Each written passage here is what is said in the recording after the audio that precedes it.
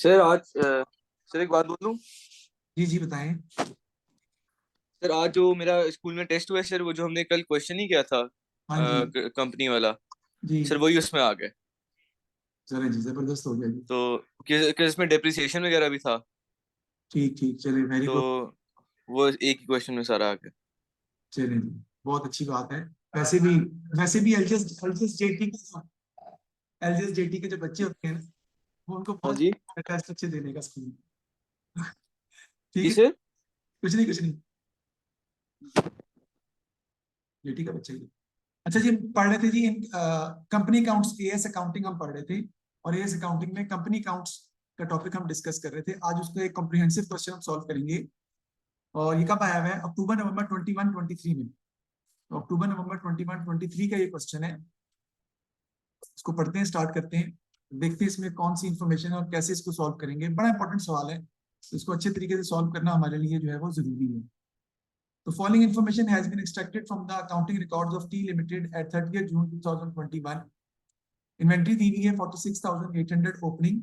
Inventory at 30 June दी हुई है 54,200 closing. The rate of inventory turnover was 8.8 times.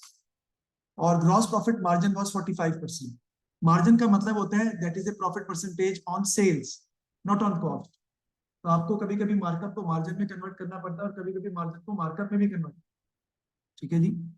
तो इन्वेंट्री टर्नओवर रेशियो दी हुई है आपको सवाल में 8.8 टाइम्स। और वो कहता है कि कॉस्ट ऑफ सेल्स आपने निकालनी।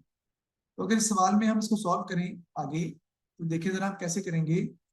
मैंने भी आपको बताया था, आपको पता होना चाहिए कि इन्वेंट्री टर्नओवर रेशियो का फार्मूला क्या होता है हमारा। Cost of sales divided by average inventory.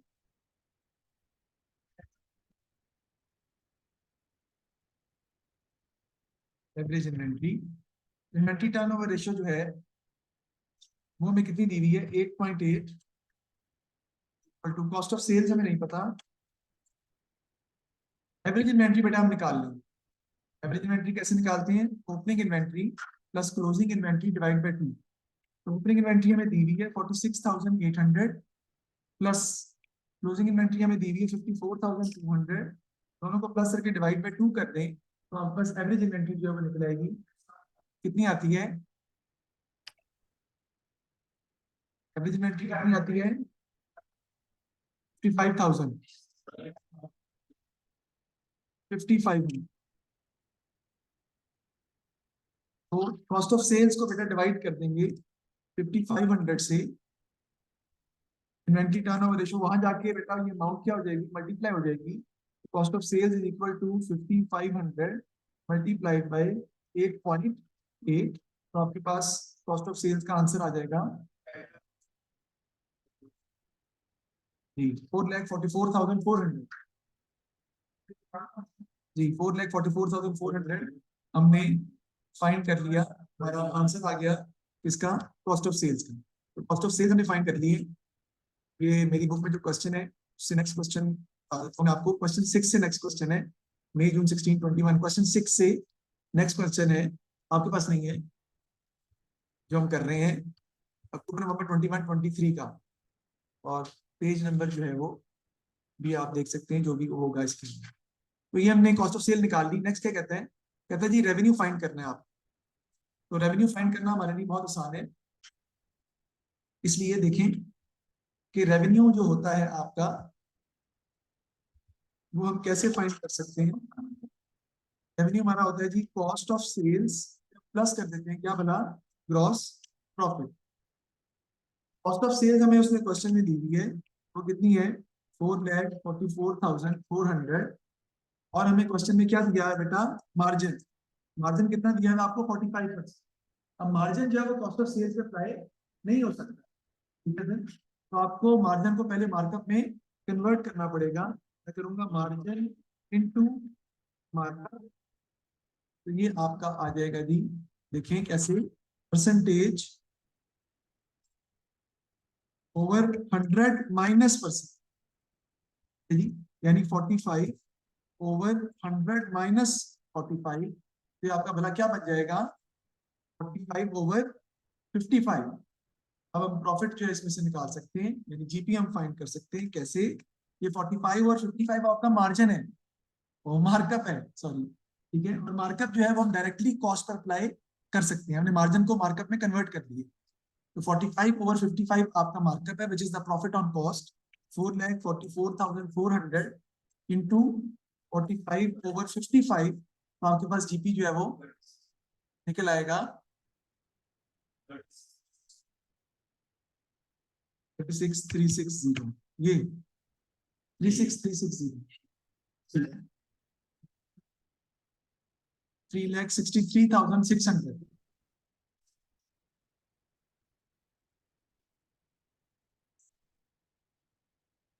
जी जी ठीक है। अब हम सेल्स निकाल लेंगे।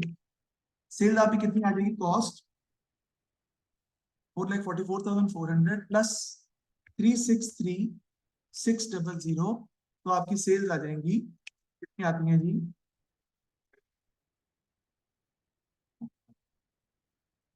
कितनी आती है यार प्लीज, हाँ 808,000 जो है, 808,000 आपका आ जाएगा रेवेन्यू। सबसे पहले मैंने क्या किया, सबसे पहले मैंने इन्वेंट्री टर्नओवर रेशियो का फॉर्मूला दिया हुआ था, उसमें पुट करके इन्वेंट्री टर्नओवर रेशियो का आंसर एवरेज इन्वेंट्री निकाली, opening plus closing divide by 2, वहां से कॉस्ट ऑफ सेल्स फाइंड की। कॉस्ट ऑफ सेल्स पर मैंने मार्कअप अप्लाई किया, मुझे मार्जिन दिया हुआ था, मार्जिन को मार्कअप में कन्वर्ट किया, जीपी आ गया 36,3600, कॉस्ट में जीपी ऐड कर दिया, मेरे पास रेवेन्यू आ गया 80800। ठीक है सर, अब हम चलते हैं आगे, इससे कि आगे मजीद वो हमें क्या कहता है। रेवेन्यू के बाद एडिशन इन्फॉर्मेशन हमें दी हुई है, ये बाकी चीजें मैं यहाँ से हटा रहा हूँ क्योंकि पीछे मैं रेवेन्यू ऑलरेडी कैलकुलेट कर चुका हूँ आपके लिए। एडिशन इन्फॉर्मेशन में देखिए 8% डिबेंचर है 96,000 के, ओके। फिर एडमिन एक्सपेंसेस दिए हुए 55,900, डायरेक्टर रेम्यूनरेशन है, डिस्ट्रीब्यूशन कॉस्ट है, फाइनेंस कॉस्ट दी हुई है, वेजेस एंड सैलरीज है, ट्रेड रिसीवेबल है, प्रोविजन फॉर डाउटफुल डेट्स दिया हुआ है।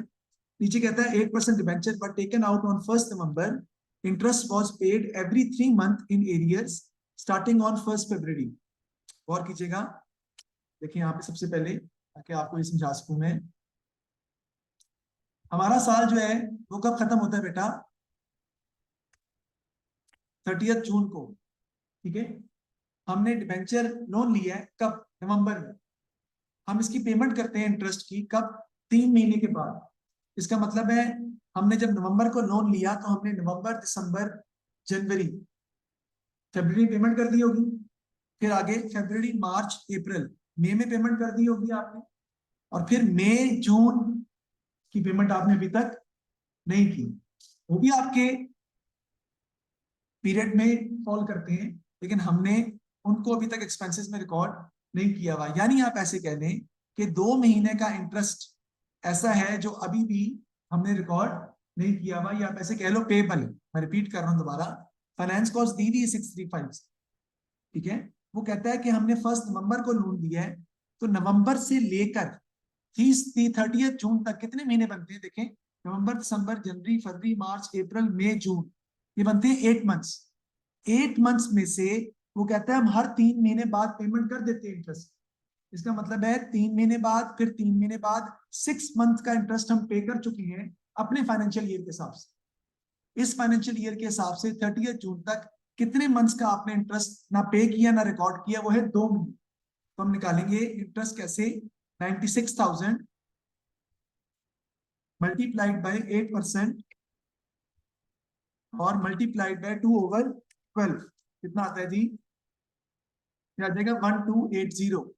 1280 आपको फाइनेंस कॉस्ट में ऐड भी करना पड़ेगा, और 1280 वो आपका पेबल है, करंट लायबिलिटी में भी रिकॉर्ड करना पड़ेगा, अगर वो पेबल करंट लायबिलिटी आपको बनानी पड़े, सवाल में रिक्वायर्ड हो कि लायबिलिटी सेक्शन भी बनाए तो। मुश्किल सवाल है, क्यों, क्योंकि वो कह रहा है कि हम 3 महीने बाद इंटरेस्ट पे कर देते हैं।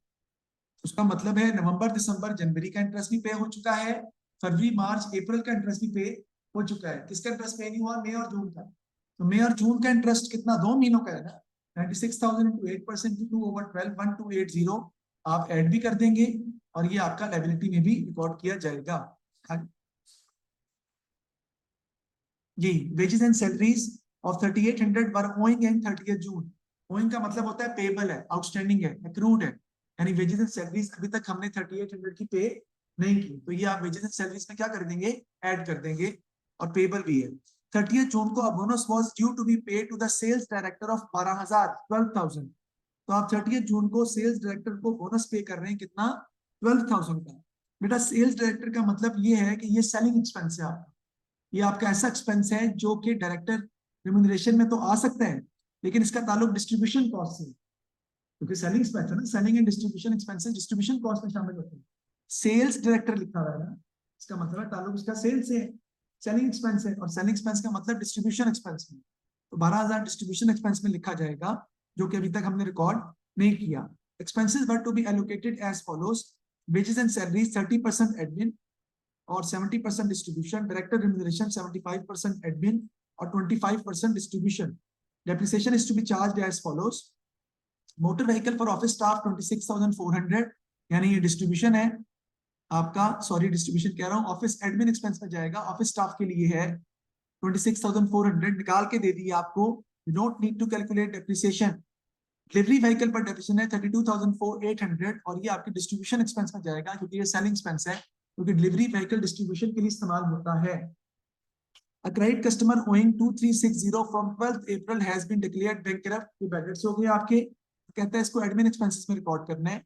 और उसके बाद नीचे aged analysis of net trade receivables हमें दिया हुआ है, percentage of total net trade receivable 75% 0 to 60 days में फॉल करेंगे, 15% 61 to 90 डेज में, और ओवर 90 डेज में 10% फॉल करेंगे। और director wish to make a provision for doubtful debt as follows, 61 to 91 days के प्रोविजन 2.5% निकालनी है आपने, और डेट ओवर 90 डेज की प्रोविजन 10% निकालनी है आपने। The movement in the provision is to be charge to admin expenses. कल भी मैंने बताया था बहुत दफा कि बैड डेट्स और प्रोविजन एडमिन एक्सपेंसेस के अंदर ही रिकॉर्ड किए जाते हैं। आपने बनानी क्या है जी, calculate the balance on the provision for doubtful debt account, और बाद में क्या कहता है आपने क्या बनानी है जी, इनकम स्टेटमेंट आपने डेवलप करनी है, और वर्किंग भी कहता है कि आपने करके दिखा सकते हैं। चलें जी, हम क्वेश्चन सॉल्व करना शुरू करते हैं। सबसे पहले हम बात करते हैं किसकी, प्रोविजन की। तो having said this, you need to keep this in mind कि इन दिस पेपर हमें क्वेश्चन के अंदर प्रोविजन फॉर डाउटफुल डेट्स का तकरीबन फुल क्वेश्चन दिया है। कंपनी के सवाल के अंदर एक तो रेशियोज भी शामिल हो गई, रेशियो पीछे निकाली है ना, रेशियो भी is a part of the question of company.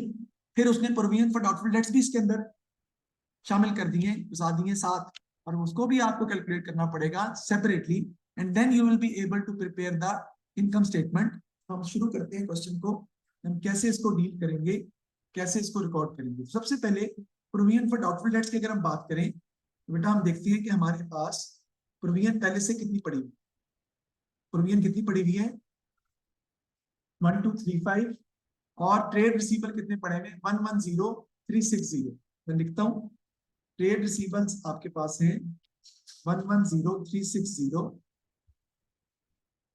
और प्रोविजन कितनी है,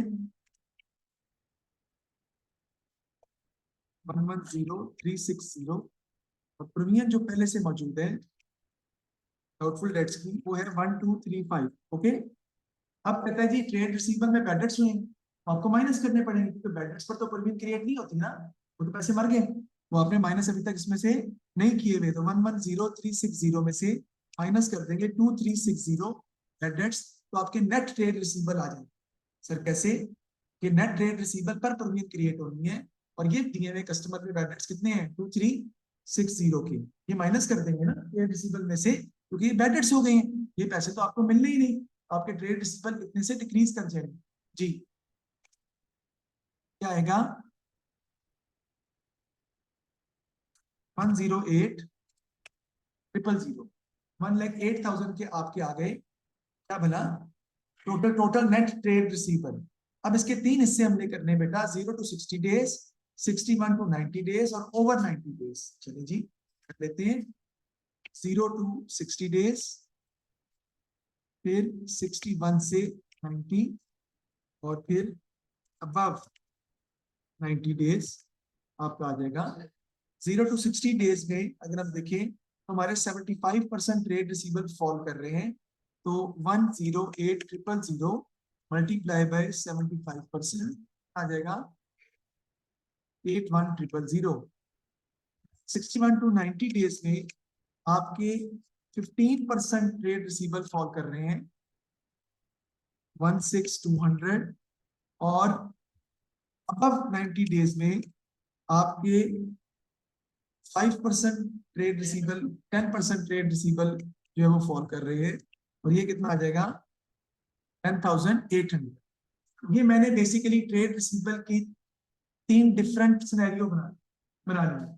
आप ऐसे कह लें 81,000 के डेटर्स को 2 महीने हो गए पैसे नहीं दिए, 16,000 के डेटर्स को 3 महीने हो गए पैसे नहीं दिए, और 10,800 के ट्रेड रिसीवेबल को 90 दिन से भी ज्यादा हो गए पैसे आपको नहीं मिले। टोटल ट्रेड रिसीवेबल 1,08,000 कहेंगे। कहता क्या है, जो डेट 0 to 60 डेज है इन पर कोई प्रोविजन निकालने की जरूरत नहीं है। We don't need any percentage of provision. क्यों? Because only 2 months have passed that they haven't made us the payment, so we can rely on them and we can wait that in the future they are going to make us the payment. जो 61 to 90 days जिनको हो गए उन पर हमें 2.5% शक है कि शायद हमें पैसे नहीं दे पाएंगे, और 16,200 जो 15% बनते हैं ट्रेड रिसीवेबल के, इन पर हमें डाउट है कि इनमें से 2.5% हमें पैसे नहीं देंगे, जिसके लिए हम प्रोविजन क्रिएट कर रहे हैं। ये आ जाएगी 405। इसी तरह जो ओवर 90 डेज के डेट हैं उन पर बहुत ज्यादा चांसेस हैं बैड डेट्स होने की, लिहाजा उन पर हम जो प्रोविजन की परसेंटेज क्रिएट कर रहे हैं वो 10% है, वो हम निकाल लेते हैं। 10,800 का कितने परसेंट? 10%। ये कितने आ जाएंगे? 1080। ठीक है जी। इसका टोटल कर लें तो आपके पास टोटल प्रोविजन आ जाएगी कितनी? 1485। तो आपको इस साल 1485 की प्रोविजन चाहिए। आप ट्रेड रिसीवेबल में से जो टोटल प्रोविजन माइनस करेंगे वो 1485 की ही होगी। लेकिन इस साल आप प्रोविजन इंक्रीज करेंगे या डिक्रीज करेंगे? सर इंक्रीज करेंगे। क्यों? क्योंकि आपके पास हसन प्रोविजन पहले से कितनी पड़ी हुई है? 1235 की पड़ी हुई। चाहिए आपको कितनी इस साल? 1485। तो आपको प्रोविजन क्या करनी पड़ेगी? You need to increase in provision with an amount of how much? 250। 250 से आप प्रोविजन इंक्रीज कर लेंगे तो आपका काम हो जाएगा, आपकी प्रोविजन बढ़कर 1485 हो जाएगी। बात असल में ये है कि क्वेश्चन में वो सवाल हमसे जो है वो क्या पूछ रहा है, इसको हमने गौर करना है। क्वेश्चन में हमसे वो क्वेश्चन क्या पूछ रहा है? वो पूछ रहा है, देखिए, calculate the balance of the provision for doubtful at 30th June. वो कैरेट डाउन पूछ रहा है 30th जून को कि टोटल प्रोविजन साल के एंड में कितनी होगी। बेटा ये देखिए, ये क्या लिखा हुआ है? 1 जुलाई 2020 ये शुरू किए, हमें 30 जून 2021 की पूछ रहा है वो, राइट? तो वो कितनी है हमारी? बैलेंस कितना है? 1485। आंसर ये है। आंसर आपका 250 नहीं है, उसने बड़ा आपको फंसाया है। 250 की जरूरत आपको है क्योंकि 250 आपने इनकम स्टेटमेंट में लिखना है। लेकिन जो क्वेश्चन उसने पूछा है वो 1485 का पूछा है कि टोटल प्रोविजन जो है वो आपकी कितनी बनती है, दैट इज 1485। अब आपने इससे आगे क्या बनानी है जी? Income statement. उसके लिए जी, हाँ जी, जरूर जरूर लेंगे आप बिल्कुल।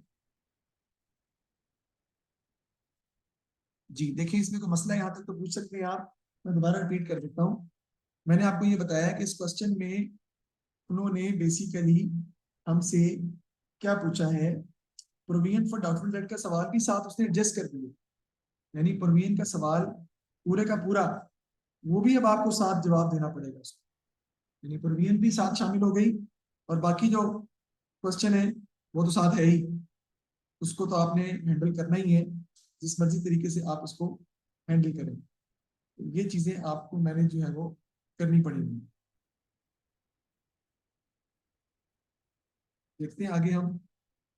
अब हमने बनानी है जी इनकम स्टेटमेंट, तो स्टार्ट करते हैं। इनकम स्टेटमेंट में आपको पता है हम शुरू करते हैं किससे जी? सेल्स के साथ। और कमाल की बात यह है कि सेल्स हम ऑलरेडी कैलकुलेट कर चुके हैं, हम रेवेन्यू ऑलरेडी कैलकुलेट कर चुके हैं, पीछे हमने निकाला हुआ है रेवेन्यू। पीछे सवाल में जो हमने निकाली थी ना कॉस्ट ऑफ सेल्स, फिर हमने फाइंड किया था, तो वो हमारी रेवेन्यू कितना आ गया था? 808,000 आपका आ गया था रेवेन्यू। इसमें से हम लेस कर देंगे कॉस्ट ऑफ सेल्स। आपको cost of sales direct less करेंगे हम, हमें opening plus purchases minus closing करने की जरूरत नहीं है। क्यों सर? देखें, उसकी वजह ये है कि जो उसने फॉर्मेट दिया हुआ है उसमें भी कॉस्ट ऑफ सेल्स कंबाइन दी है, और कॉस्ट ऑफ सेल्स कंबाइन हम ऑलरेडी निकाल चुके हैं। हमारे पास कॉस्ट ऑफ सेल्स कंबाइन मौजूद है सर, कहाँ, ये देखें 444, ये हमने मार्कअप, जब मार्जिन को मार्कअप में निकाल कर जीपी निकाला था, कॉस्ट ऑफ सेल्स हमें दी हुई थी, कॉस्ट ऑफ सेल क्वेश्चन में दी हुई है, नहीं वो हमने इन्वेंट्री टर्नओवर रेशियो से निकाली थी 4,44,400, वो हम यहाँ पर क्या कर देंगे जी, माइनस कर देंगे, तो आपका ग्रॉस प्रॉफिट का आंसर आ जाएगा। आता है जी, जी जी जी बताएं। 363600, ये भी हम फाइंड कर चुके हैं पहले, ये आपका आ जाएगा जी ग्रॉस प्रॉफिट। इसमें से हम लेस करते हैं बेटा ऑपरेटिंग एक्सपेंसेस, और उसमें आपको पता है ये दो आते हैं, एक आपका आता है जी डिस्ट्रीब्यूशन एक्सपेंस, और एक आपके आते हैं जी एडमिन एक्सपेंस। अभी हम माइनस कर देते हैं तो आपका आ जाता है ऑपरेटिंग प्रॉफिट, और ऑपरेटिंग प्रॉफिट में से हम माइनस कर देते हैं फाइनेंस कॉस्ट या इंटरेस्ट चार्जेस, जो भी आप कह लें, तो आपका प्रॉफिट फॉर द ईयर जो है वो निकल आएगा। अब हम चलते हैं आगे। जैसे कि मैंने आपको बताया था, एक्सपेंसेस को रिकॉर्ड करने के लिए आपको डिस्ट्रीब्यूशन और एडमिन की प्रॉपर वर्किंग करनी पड़ती है, और उससे आप इसको सॉल्व करेंगे। सबसे पहले मैं डिस्ट्रीब्यूशन की वर्किंग कर रहा हूँ साइड पे, डिस्ट्रीब्यूशन कॉस्ट की मैं वर्किंग करता हूँ। कैसे, इसमें कौन कौन से एक्सपेंसेस हैं? तो डिस्ट्रीब्यूशन कॉस्ट में सबसे पहले जो कि दिए हुए क्वेश्चन में डिस्ट्रीब्यूशन कॉस्ट की अमाउंट, उसको हम टेकअप करेंगे। डिस्ट्रीब्यूशन कॉस्ट की अमाउंट आपको कितनी दी हुई है? 59,200। So I will write over here simply distribution cost की सबसे पहले जो अमाउंट आप जिसको आप ऐड करेंगे वो है 59,200। उसके बाद डिस्ट्रीब्यूशन कॉस्ट में और क्या चीज आपकी आनी है? एक तो आपकी डिस्ट्रीब्यूशन कॉस्ट में सेल्स डायरेक्टर का जो बोनस है वो आ जाएगा 12,000, क्योंकि वो सारे का सारा जाना ही डिस्ट्रीब्यूशन। यहाँ पे लिख लेते हैं, बोनस आ जाएगा आपका सेल्स डायरेक्टर का, जो सेलिंग एक्सपेंस है ना 12,000। फिर इसमें आपकी आ जाती है डायरेक्टर्स रिम्यूनरेशन, और इसमें आपकी आ जाती है जी वेजेस एंड सैलरीज। बताता हूँ मैं कैसे आएगी। देखिए जी, वापस चलते हैं क्वेश्चन पे। वो कहते हैं कि डायरेक्टर की जो रिम्यूनरेशन है ना, वो कैसे डिस्ट्रीब्यूट हो रही है? 75% एडमिन में और 25% डिस्ट्रीब्यूशन में। डायरेक्टर्स की रिम्यूनरेशन अगर आप देखें तो आपको कितनी दी हुई है? 62,400। इसका 75% एडमिन में जाएगा, 25% डिस्ट्रीब्यूशन में जाएगा। 62,400 का 25% निकालने कितना आता है, क्योंकि आपको यहाँ रिकॉर्ड करना है जी, 15,600। इसी तरह वेजेस एंड सैलरीज की अगर आप बात करें तो वो कहता है कि वेजेस एंड सैलरीज ओइंग है पहले 3,800 जो ओइंग है वो आपको ऐड करनी पड़ेगी वेजेस एंड सैलरीज के अंदर। 88,300 प्लस 3,800, 88,300 प्लस 3,800, और इसका फिर हम निकालेंगे कितने परसेंट जो कि जाएगा डिस्ट्रीब्यूशन में। अगर मैं देखूं 70% is going to be recorded in the distribution cost, उसने कहा है, तो इसका 70% चले जाएगा डिस्ट्रीब्यूशन में। बताएं कितना आता है?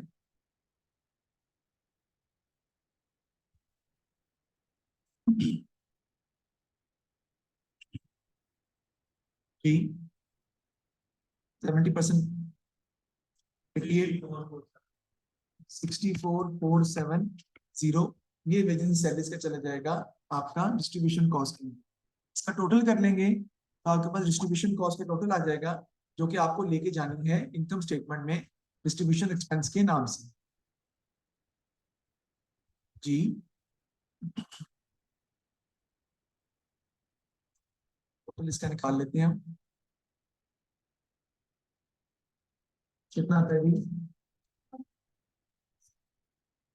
15,1,270, ये आपका आ गया, चेक कर लें प्लीज। हमने निकाल लिया है डिस्ट्रीब्यूशन कॉस्ट टोटल 15,1,270, और ये हम डिस्ट्रीब्यूशन एक्सपेंस में यहाँ पर बेटा रिकॉर्ड कर लेंगे। डिस्ट्रीब्यूशन कॉस्ट हमारी फाइंड हो गई।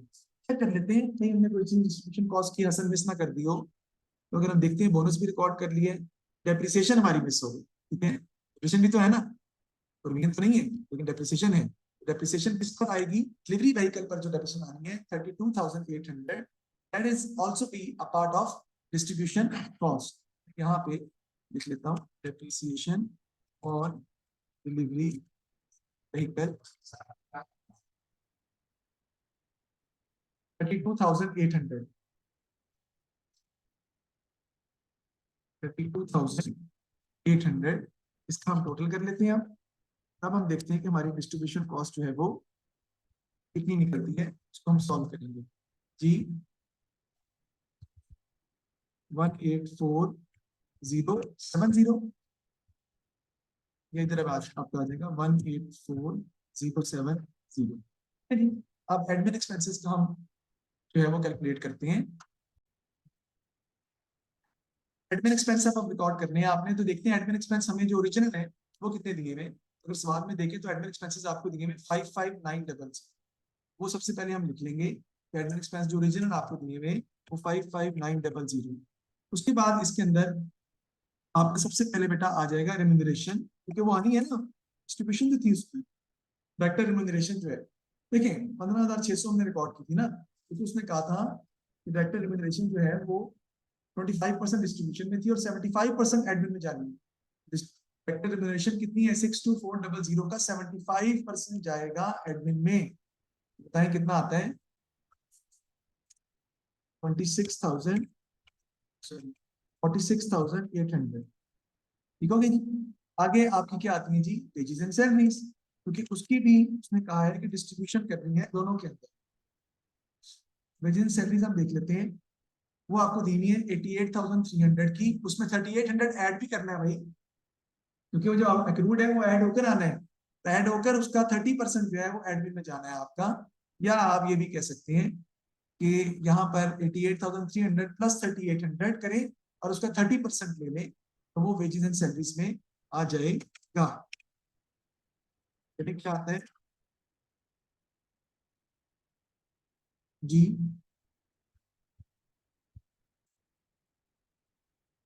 7630। जी, उसके बाद आपका क्या आएगा बेटा, डेप्रिसिएशन ऑन ऑफिस समथिंग है ये, उसका डेप्रिसिएशन आपको रिकॉर्ड करनी है। वो आपको क्वेश्चन में रिकॉर्ड करने की जरूरत नहीं, क्वेश्चन में दी हुई है, डेफिनेशन ऑलरेडी क्वेश्चन में दी हुई है। कितनी है वो, depreciation on office motor vehicle पर ऑफिस स्टाफ का जो है 26400, वो हम रिकॉर्ड कर लेंगे। ऑफिस व्हीकल कर लेते हैं ना, 26400 यही है, चेक करने जरा जी। उसके बाद बैड डेट्स आने हैं बेटा, मैंने कहा था ना बैड डेट्स एडमिन में आने हैं 2360 के, और आनी है आपकी इंक्रीज इन प्रोविजन, भी आपके इसी में आती है, और वो कितनी है 250 की। टोटल कर लें इसका, आपका एडमिन एक्सपेंसेस का टोटल आ जाएगा। देखें कितना आता है, क्या आपको रिकॉर्ड करना है जी, बताएं कितना आता है। 59,070, चेक कर लीजिएगा प्लीज, चेक करें दोबारा जल्दी से।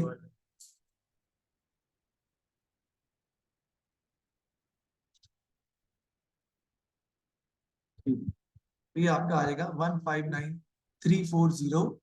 अब इन दोनों को ऐड कर लें, दोनों को ऐड कर लें, टोटल आ जाएगा आपका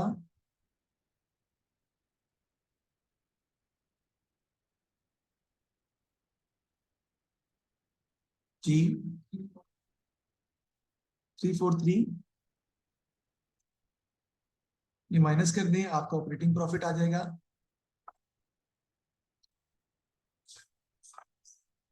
20,190।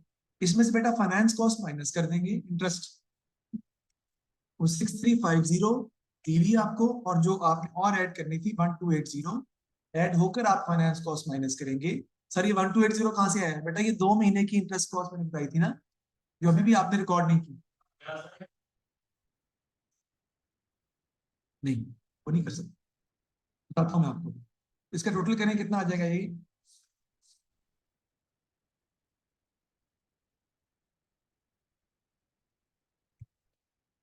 हाँ 7630 ये माइनस कर दें तो आपका प्रॉफिट फॉर द ईयर जो है वो निकल आएगा।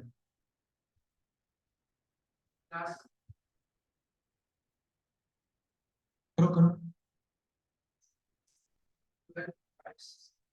12560 ये हमारा प्रॉफिट फॉर द ईयर हमने डाल दिया 12560।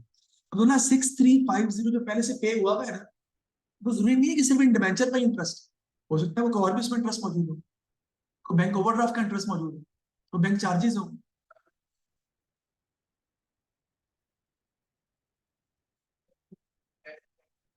हमें वो डाटा ही नहीं ना दिया हुआ यार, हमें डाटा दिया ही नहीं हुआ बैलेंस शीट का, तो फिर ये बात, इसलिए हम उसको काउंट फॉर 6350 को एज इट इज रहने देंगे।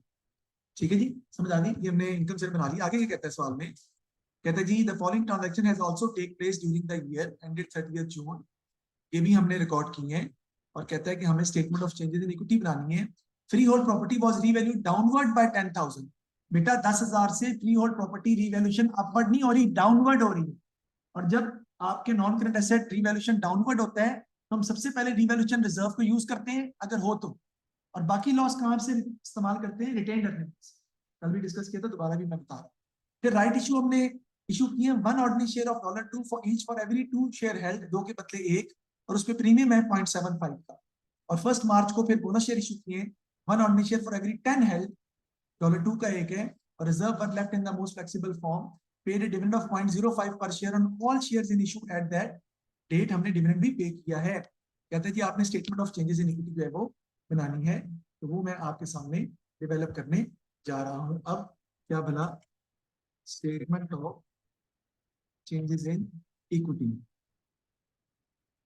गौर कीजिएगा कि statement of changes in equity में जो मैं बनाने जा रहा हूं, आप गौर करें सवाल पे। आपका जो एक शेयर है ना, एक शेयर आपका वो कितने का है, आपका बेटा एक शेयर जो है वो $2 का है। $2 का मतलब है आपके नंबर ऑफ शेयर अब क्या हो जाएंगे बेटा, कम हो जाएंगे। अभी तक हम जो सवाल कर रहे थे उसमें नंबर ऑफ शेयर्स क्या निकलते थे, ज्यादा। अब हमारे नंबर ऑफ शेयर्स कम हो जाएंगे, आखिर में आपका क्या आ जाता है जी, रिटेन अर्निंग्स। ये कॉलम हम बना लेते हैं, इसको हम जो है वो अपनी क्वेश्चन को जो है वो सॉल्व करते हैं अपना, हम कैसे इसको मैयर करेंगे।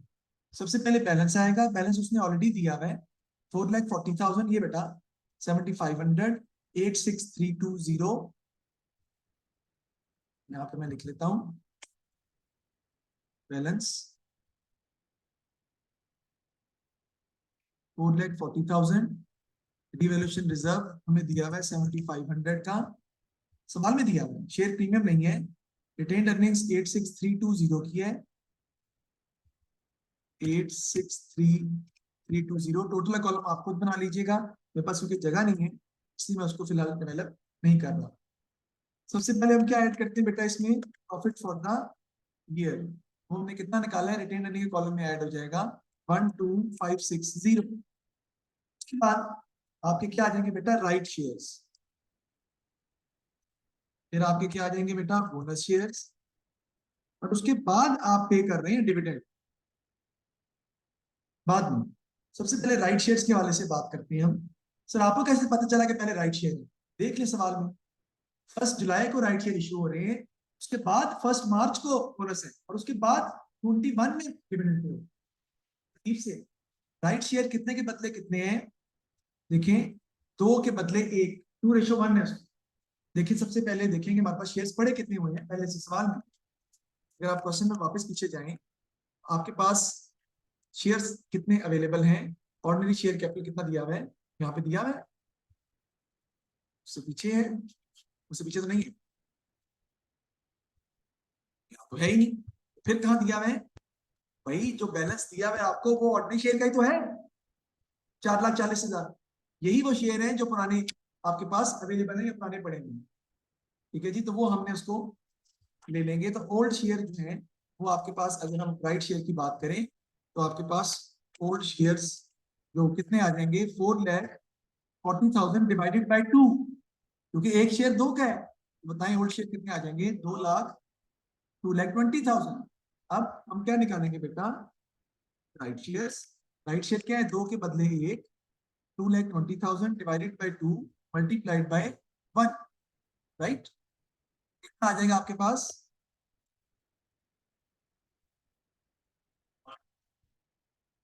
1,10,000। अब इसकी एंट्री बात कर लेते हैं। बैंक आपका कितने से आएगा बेटा, 1,10,000 मल्टीप्लाई बाय 2.75। सर बिल्कुल समझ नहीं है, देखें 1,10,000 राइट शेयर निकल आए हैं, एक शेयर आप इशू कर रहे हैं, 2 वाला शेयर 0.75 प्रीमियम पे फरोख्त कर रहे हैं। तो भाई एक शेयर 2.75 के हिसाब से फरोख्त हो रहा है, तो आपको पैसे भी उतने ही मिलेंगे। कितना आता है जी,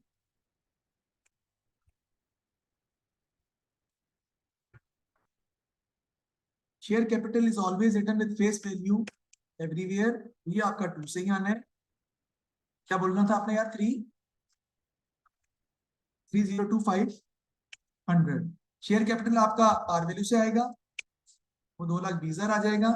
और शेयर प्रीमियम आपका क्रेडिट हो जाएगा 1,10,000 इंटू 0.75, क्या आता है जी,